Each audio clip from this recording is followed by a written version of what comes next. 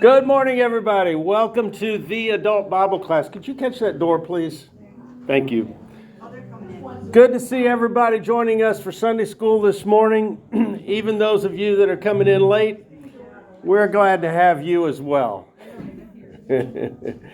Today we begin our new book. It's the last book in the Old Testament. Well, the last of our Sunday school book. We've got 13 weeks left in the Old Testament, and then we'll be starting the New Testament in March. Also today in the new book, we're starting 4 lessons in the book of Daniel. Daniel was a young man, probably between 15 and 20 years old, when the first wave of Babylonian deportation took place. I'm going to review this with you again today, but we've covered it a few times. But Babylon came to Jerusalem 3 times, and each time they took some of the Jews out of the promised land and back to Babylon. Daniel and his 3 friends were taken in the first wave because they were choice and they were elite. And they were chosen because they were choice and they were elite and they were part of the Jewish nobility, meaning they were probably of the tribe of Judah and probably of the family of David. They were probably David's sons. Yes. Good morning. Good to see you joining us this morning. In chapter 1, David and his 3 friends are among a small group of elite youths taken from Jerusalem to the great city of Babylon. They were forced from their homes and dropped off in the heartland of idolatry, the city of Babylon in the nation of Babylon. They must adjust to a new language, to new cultures, to new foods, to new gods, and to a new king who did not know Yahweh and was determined to take these choice specimens of young manhood and convert them into his court servants. David and his 3 friends are far from home, far from the temple of the Lord, far from the protection of the city and the walls of Jerusalem, far from the simple agrarian and shepherding lifestyle of Israel, and they're dropped down into the most advanced city, the most worldly city of the world at that time, Babylon. The king is going to prescribe for these young men a special king's diet, giving them food that very few people in the empire were allowed to eat. This was the choice foods, the choice drinks. And the king Nebuchadnezzar reserved it for these elite young Jewish boys because he wanted to bring out the best in them so that they could be the best servants of Babylon possible. So Daniel, did I say David? It's Daniel. Yeah. Okay. Descendants of David. Daniel and his 3 friends are trying to learn how to live in this strange culture. And now in this high stakes situation, they are under scrutiny, and any displeasure from them that displeases the king could cost them their lives. But there's a problem. There's something about this diet that is offensive to Daniel and his 3 friends. There's something about this diet that is against the laws of Yahweh, against the law of Moses. And Daniel and his 3 friends have obeyed the law of Moses from their youth. They were being raised as Jewish nobility, and now they're being raised, or they're being groomed as Babylonian nobility. But there's something about this diet that Daniel and his 3 friends cannot abide by. And so first, I found something in this story, and we've been through this multiple times. I found something new in this story that you might not have seen, and I'm going to share that with you when we get to it in just a minute. But first, Daniel is going to ask for an exception. He wants to make a conscientious objection to the diet. And he asked for an exception, but he's denied. And then he asked for a trial period and he asks a different person, not the one who denies him the first time, but he goes to a lesser person, a person with less authority, but still somebody that's over Daniel and his three friends. And he asks that person, and that person agrees to a trial period of only 10 days. And Daniel and his friends put the Lord to the test to see if the Lord's promises that he made back to Moses and the children in the wilderness. Remember the Lord, when he gave the blessings, he said, I will bless you above all the people of the earth. If you will abide by these rules, these commandments that I'm giving you, you will be blessed above all people. And Daniel and his three friends knew those words, and they put the Lord to the test, and they said, give us a chance for 10 days, and let's see if the blessings of God are evident upon us or not after 10 days. And then after 10 days, if you can see the blessings of God on us, then have mercy on us and give us this exception to the diet that we're asking for. And in 10 days, they were appearing as better, as blessed, as favored of the Lord. And because they did appear favored by the Lord, then they were granted this exception that they asked. And so that's how the story starts in Daniel. But we're going to have 3 more lessons after today. Leo will be here next week. He's going to talk about Nebuchadnezzar's dream, which was a dream of the world empires that are going to be affecting Israel from that point on until the coming kingdom of God. Till the kingdom of God comes on earth. And so this dream that the king has is far-reaching. In fact, it's still in play today. And then after that, I'll be back with Daniel in the lion's den. That's 2 weeks from today. And then after that, Jay will be coming with Daniel's vision of the 4 beasts, which are basically equivalent to the dream that Nebuchadnezzar has had. So we see some congruence between some dreams in this book. And then Daniel, in Jay's lesson, Daniel is going to see the coming of the Son of Man, which is the coming kingdom of God on earth. He sees way into the future, beyond our day, and into the future that's yet to come. So that's the book of Daniel. It's an amazing book. It's not a really long book, but it is considered one of the major prophets. Speaking of the major prophets, I just want to go over this with you one more time. This is a short lesson today, so I've got some time for padding, and I've thrown in some interesting padding today, or as we used to call it, bonus material. So 4 weeks ago, I had this lesson on Jeremiah. Jeremiah was one of the 4 major prophets. The major prophets are Isaiah, which was about 100 years prior, and then the last 3, Jeremiah here, Ezekiel on the next slide, and then Daniel, who our lesson is about today. Those are the other 3 major prophets. The reason Daniel is considered a major prophet, even though he does not have as many chapters as a couple of the other prophets, is because if you count the words or if you count the verses, Daniel is longer than those other prophets. But Hosea has more chapters, but we don't go by chapters because chapters were added by translators. Remember that? All the Bible chapters and verses were added later by people that we can't really say were inspired. They were people that were just trying to make the Bible indexable, where we can find verses without having to go through an entire book looking for a verse. So if you go by chapters, Daniel is not the 4th longest prophet, but if you go by words or verse numbers, Daniel is the 4th longest, and that's how he got classified in the major prophets. So let's talk about Jeremiah for a minute. Jeremiah had a couple of major things. Number one, he was a weeping prophet. He wept because he saw this coming deportation where the Jews were going to be marched out of Jerusalem and marched into Babylon as a punishment for their many, many years of idolatry. So Jeremiah prophesied that this deportation to Babylon was coming, but he said, he was the only one that said, it's only going to last 70 years. It's a temporary corrective measure that the Lord was putting on the Jews. 70 years, and then Jeremiah said, after 70 years, we're going to come back. The Jews are going to come back to Jerusalem. The Lord's going to bring us back.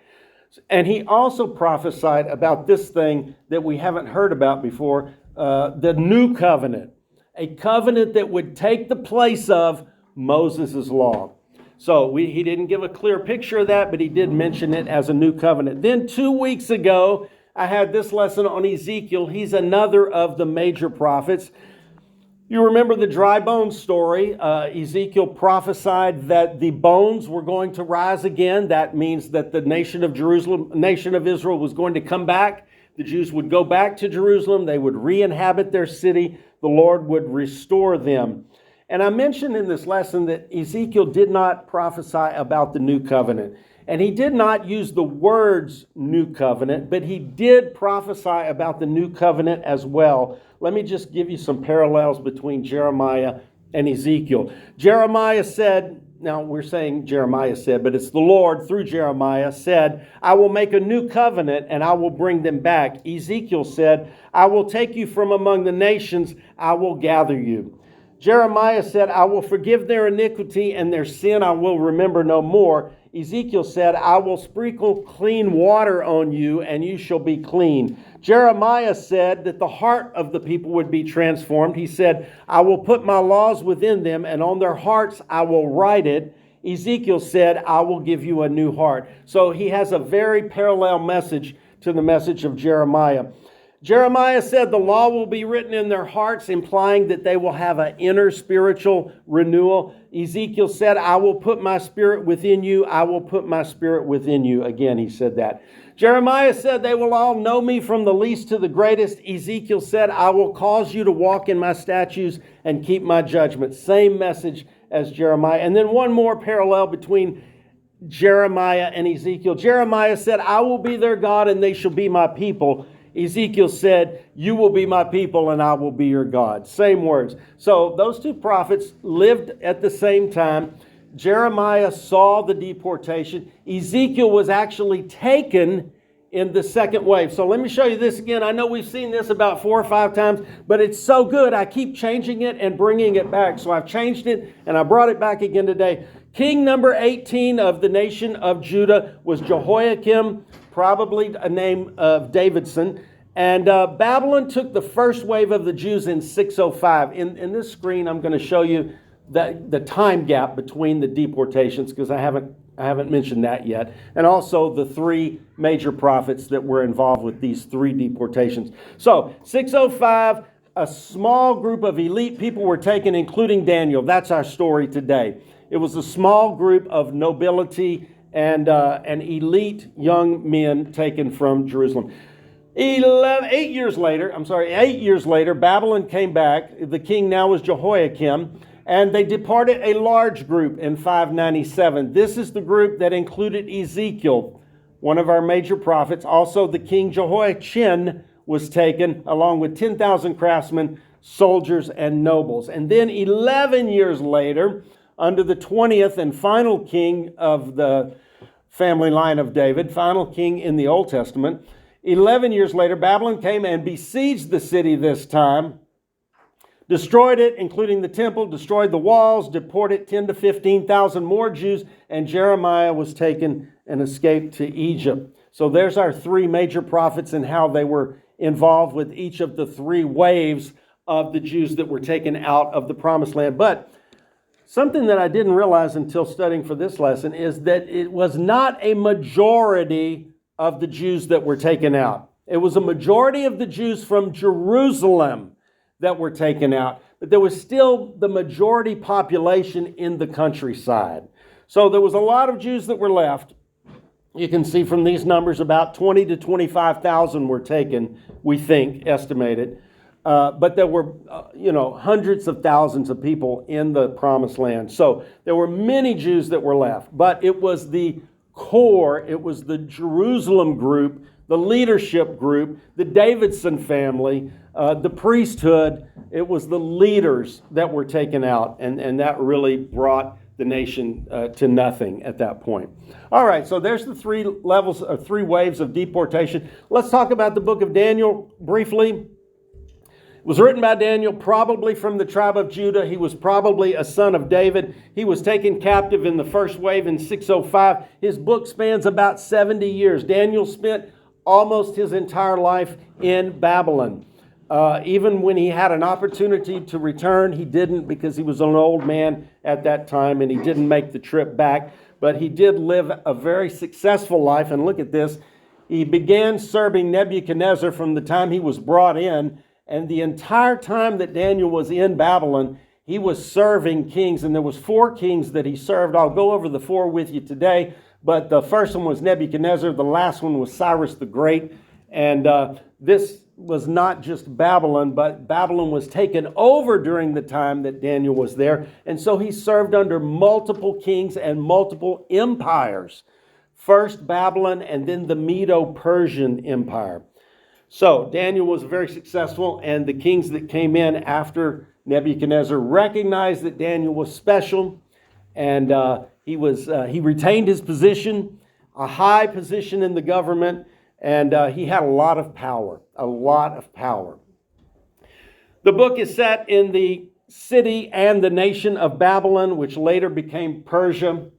The Medes and the Persians took over Babylon during the time Daniel was there. And there's 2 halves in the book. So the book of Daniel, let me tell you something, one weird thing about the book of Daniel. It's out of order. We know that the book of Daniel is out of order because he gives us the names of the kings that were reigning during the different stories in the book. And if you look at the names of the kings, you can see that the kings are out of order. So we know that the stories are out of order. So, but because we have those kings' names, we can rearrange the story and put it back in chronological order if we want to read it that way. But it's presented out of order for a purpose. And that's because the first half of the book contains stories of Daniel and his friends called the court narratives as they are serving under Nebuchadnezzar, and then later Daniel will be serving under some other kings as well. And then the second half of the book, 7 through 12, are Daniel's visions of the future. But the way that this actually happened was these visions were interspersed with these 6 chapters of stories. But whoever put the book together, we think it wasn't Daniel, because in some of the chapters, there's a narrator that's talking about Daniel. So Daniel himself probably didn't put the book together, although he wrote some of the stories. You can tell they're in first person, but some of the stories are in third person, being written about Daniel. So somebody put the book together, and they put it together in this order with this structure right here. Stories about Daniel and his friends, and then visions that Daniel had. The key theme of the book of Daniel is that God is controlling everything. We see in all the stories and all the visions that Daniel has, this one thing keeps coming up over and over again. God is in control. God controls the kings. God controls the kingdoms. God controls the history. Now, he doesn't micromanage people, but he manages the major events, and people get to choose where they appear in the stories that are happening around them. All right, and then the main message to the people that are reading the book is stay faithful even in a hostile place. Daniel and his friends were taken from their nice life in Jerusalem and dropped down in a completely different environment, a completely different culture, different language, different kinds of people, different customs, and they had to maintain their relationship with the Lord in a place that did not even recognize their God. But because of Daniel's faithfulness, the people around Daniel began to recognize Daniel's God and began to recognize Daniel is a special person, and he's got a special relationship with this God that he serves. And don't mess with Daniel.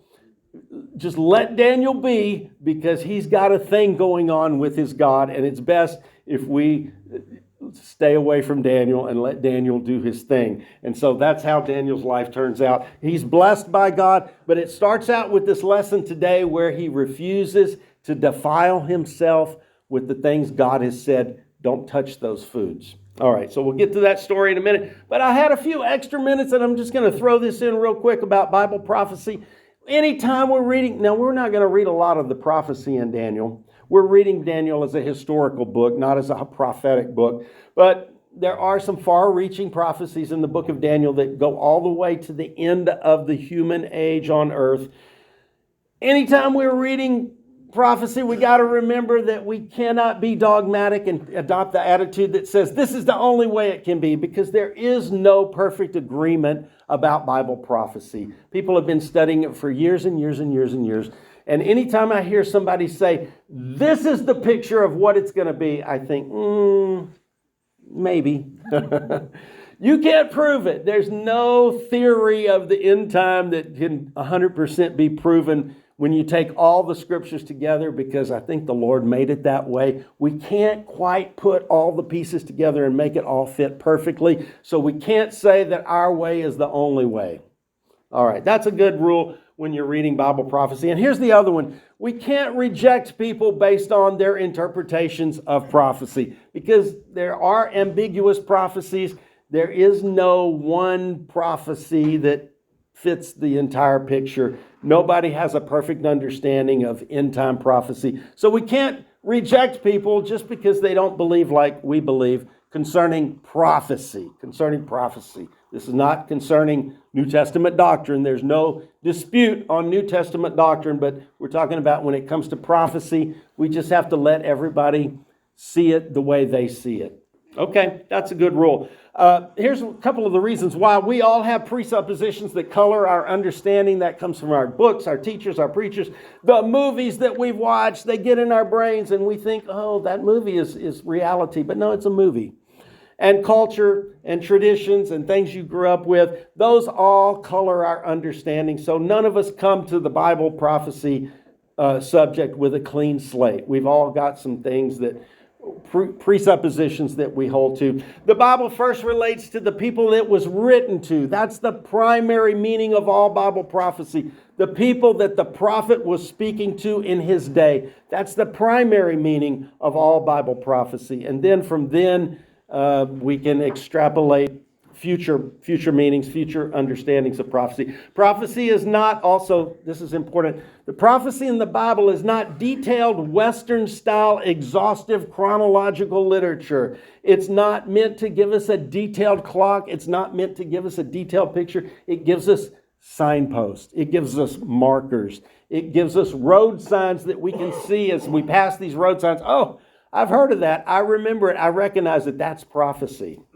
All right. And then one more thing. Prophecy is primarily meant to show God's redemptive plan, not to satisfy our curiosity of what's going to happen a year from now. We want to know. We want to see the big picture. God didn't give us the big picture. Why? We don't need it.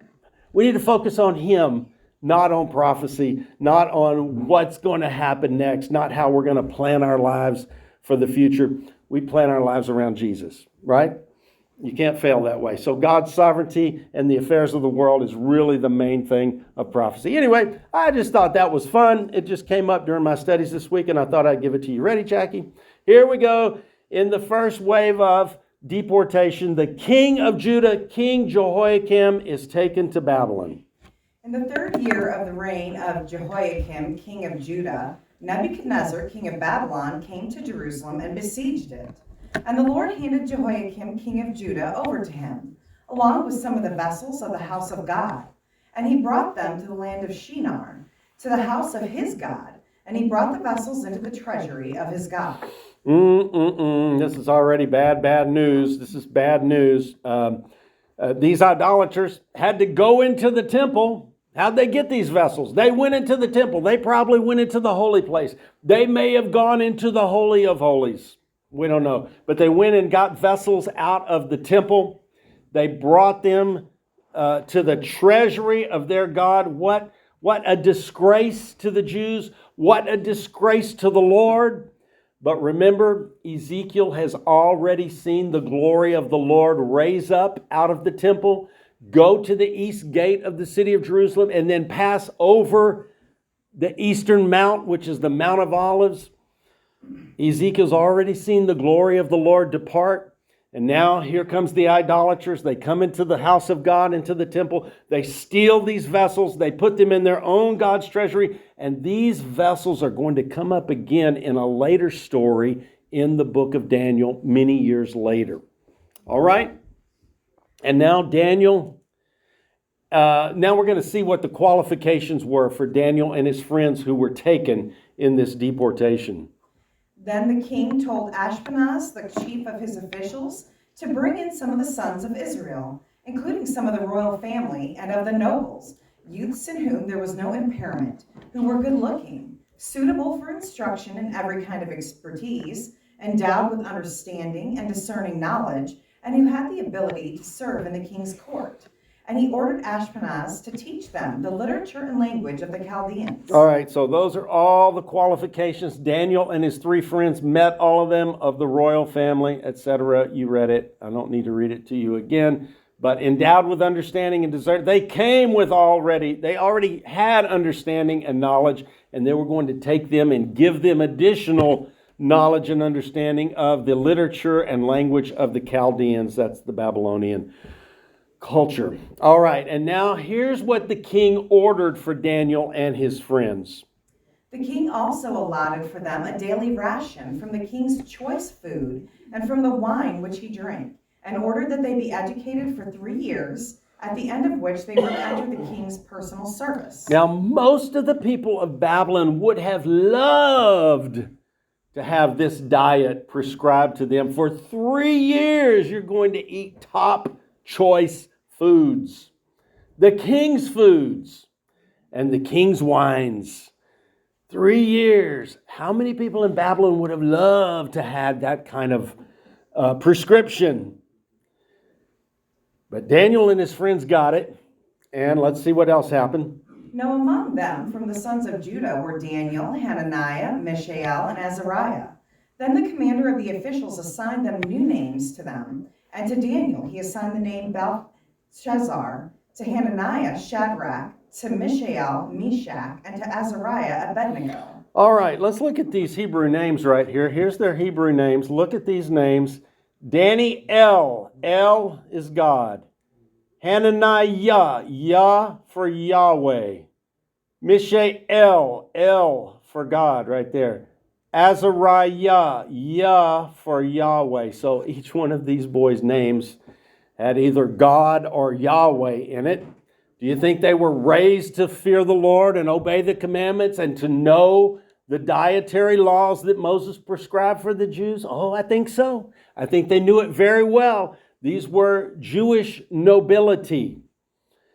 Maybe one day they could be king. Maybe. All right? And so one of the things that the Babylonians want to do is reassign names. We're not going to call them this anymore. We're going to give them some names that refer to our gods, like Belteshazzar for Baal. That Bel comes from Baal. And I don't want to go through all of these, but anyway, there's idolatry in all of these names that they gave the four boys. Idolatry. And so I don't know, we don't have a recollection of Daniel saying, no, you're not going to call us that. Maybe because God never told them to never accept idolatrous names for your children. We don't have that commandment, do we? People just name their kids God after God and after Yahweh, but there's no command in the law of Moses to name your children a godly name, right? There's no command about naming your children. No, nobody's answering me, but the answer is no. There's no command in the law of Moses about naming your children a godly name. Yes. What? Not a godly name. Oh, well. Yes, sir. God was running the whole show. We know and understand that, but why wasn't Nebuchadnezzar picking his own people? Why did he get the Hebrews in there to do that? Is there some reason we don't know about, or what do you think? Well, I don't know the answer. My guess is he thought that some of this young Jewish nobility was just as good or better than what he had in his kingdom. Maybe, yes, sir. Yeah, and to make sure that these boys did not regenerate the nation at some point. They don't have national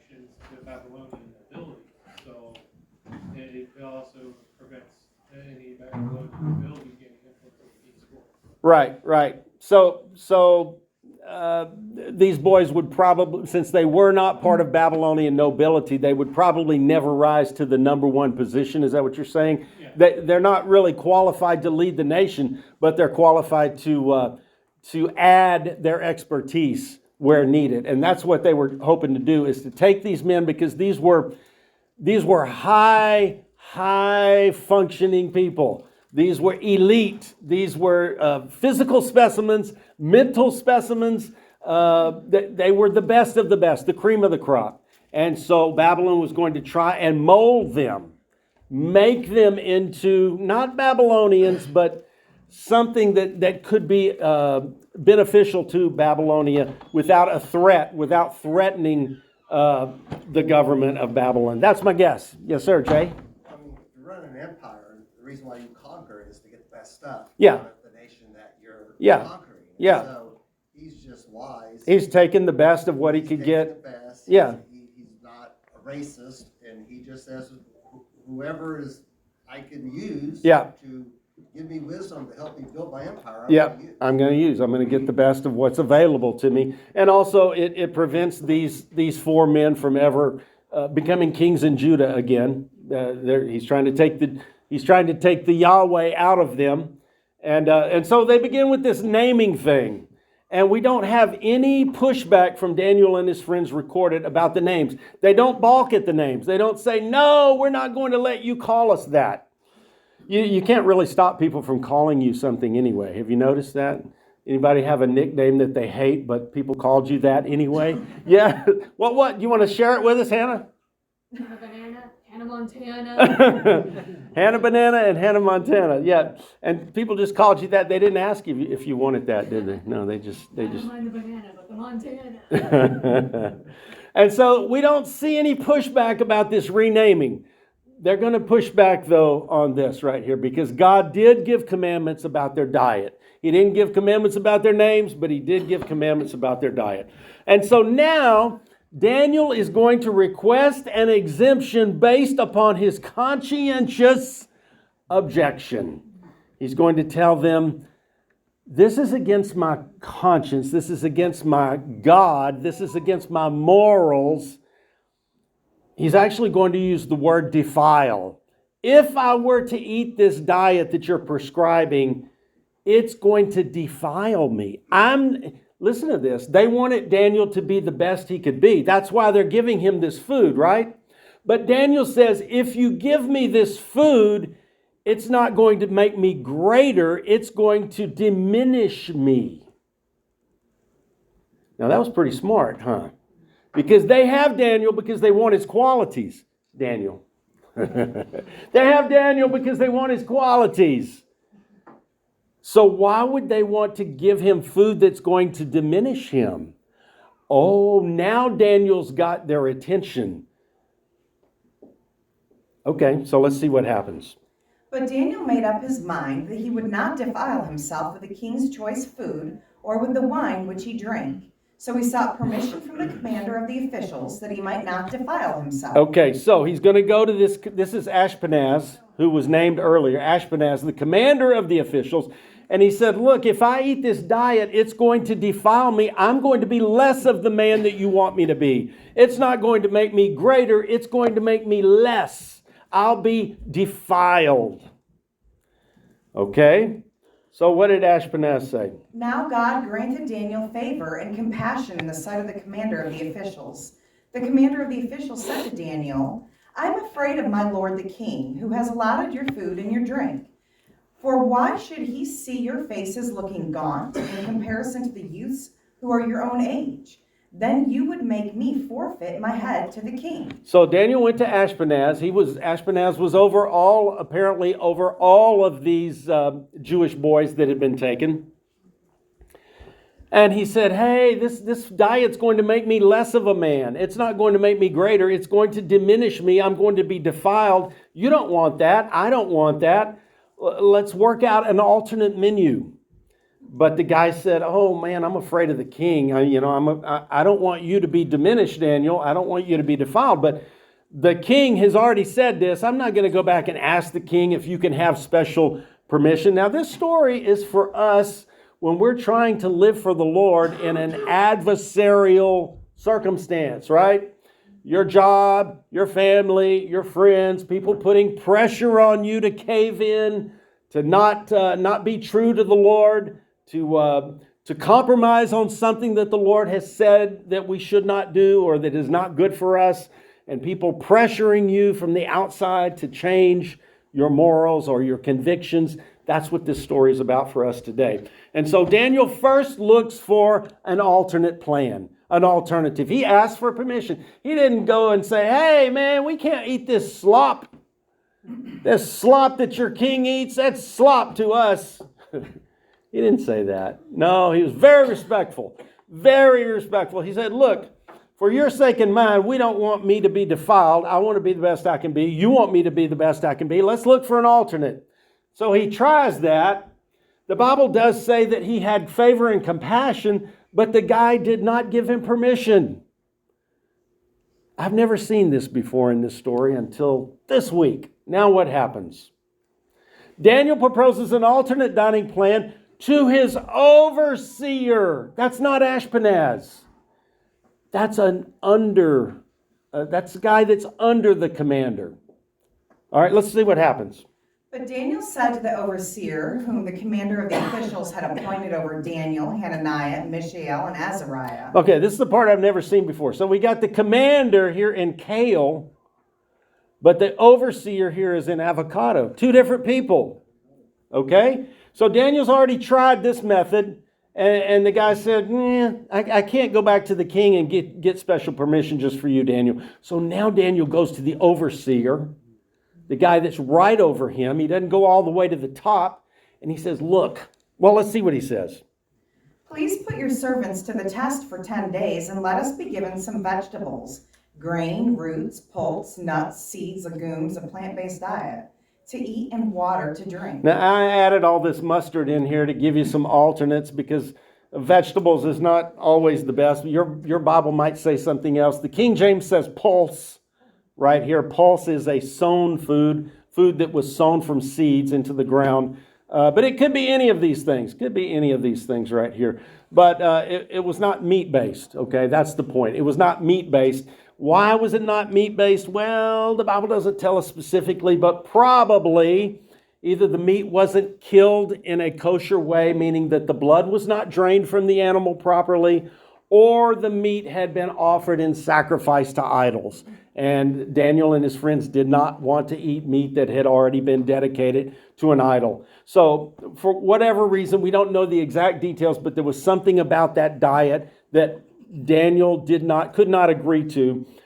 And we know that Moses gave them specific dietary laws. So it was probably something that was against Moses' dietary laws that they did not want to abide by. And so they said, look, let's give us this stuff that'll be safe, that we can eat. And let's do it. Now he's talking to the overseer. And he says, look, hush, hush. Keep it quiet, just between us. I know we're in a 3-year program, but just give us 10 days. Give us 10 days of our special diet. Okay? Give us 10 days on this diet. And then you make the call, overseer. You make the call. And if you think that we look better after 10 days, then give us this diet for the next 3 years. And if we don't look better, if the Lord has not blessed us, if it's not obvious the blessings of Yahweh on us, then we'll eat what everybody else is eating. What a great plan. Daniel was wise, wise, wise. And so he goes to this overseer. He says, look, don't tell anybody. 10 days, let's just do this little experiment. If it works, give us our vegetables. Nobody has to know because we'll look just as good, maybe better. Okay. He actually said we'll look better. And what was it again? Then let our appearance be examined in your presence and the appearance of the youths who are eating the king's choice food, and deal with your servants according to what you see. He said, you get to make the final choice. Just give us 10 days to prove the Lord. Prove what the Lord said, that if we obey him, he will bless us and he will raise us up above all the people of the earth. Daniel said, you get to choose.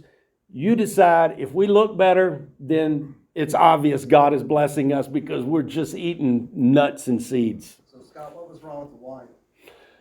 I don't know. Maybe offered in sacrifice to idols too. I don't know. It doesn't really talk about the wine specifically. Well, I think it's just important to point out, it doesn't specify unclean meat. No, it doesn't. And the wine wasn't against the law of Moses. Well, we don't know. We don't know what about the food that they objected to, right?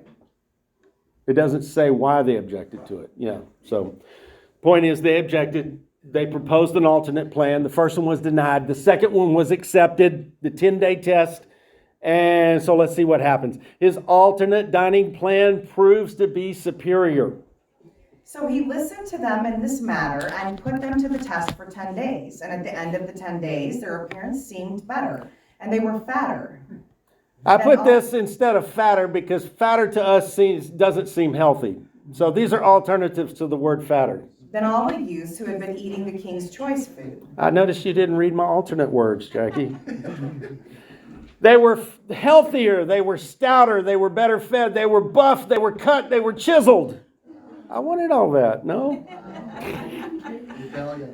They looked really good, even after just 10 days on fruits and nuts, okay? So the overseer continued to withhold their choice food and the wine they were to drink and kept giving them vegetables. we don't even know if Ashpenaz even knew about this because it's the overseer. It was the overseer that was allowing them to eat this diet. But the bottom line is they looked good. They did not look like they were eating a weak diet. And that's really all the king was worried about. And now Daniel and his friends are blessed with extraordinary intelligence. And as for these 4 youths, God gave them knowledge and intelligence in every kind of literature and expertise. Daniel even understood all kinds of visions and dreams. So Daniel didn't realize that he was a dreamer and a visionary. But he became a dreamer and a visionary when he got into this ungodly situation of the capital of idolatry, Babylon. And these visions and these dreams began to develop.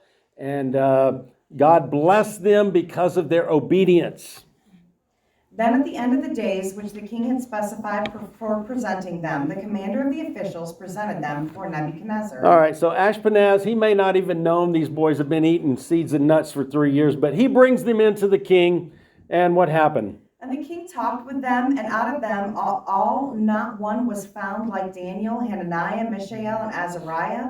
So they entered the king's personal service. So 3 years of training and schooling, and they come to stand before the king. The king talks to them. He tests them. They are superior. And Daniel and his friends are found to be, look at this, 10 times better than the king's wise men. As for every matter of expertise and understanding about which the king consulted them, he found them 10 times better than all the soothsayer priests and conjurers who were in all his realm. That's the Babylonians that grew up there, that lived there. And Daniel continued until the first year of Cyrus the king. So Daniel served under Nebuchadnezzar, and then he served under Belshazzar, who came after him, and then he served under Darius the Mede, and then he served under Cyrus the king. So that's the last king that he served under. And don't forget this, the Bible, it hits you, it gets you, and it fits you. The Jews couldn't resist idolatry, so the Lord removed them from the promised land and put them in the capital of idolatry. Daniel spent almost his entire life in Babylon, yet he lived more faithfully to the Lord in Babylon than many of the Jews had lived in the land of Israel, in the promised land. Obeying the Lord is always better than any alternative. It's always best to obey the Lord. If you have a choice, obey the Lord. You'll always come out better. And God made a way for Daniel and his friends to obey him, even though they were under the command of ungodly kings. God can make a way for you to obey him if you really want to. If you really want to, God will make, the Bible says, there's no temptation taking you except those that are common to everybody. And God will, with the temptation, make a way of escape that you can bear it, that you can live through it. So God bless you. Don't forget to come next week. What in the world does Nebuchadnezzar's dream have to do with you?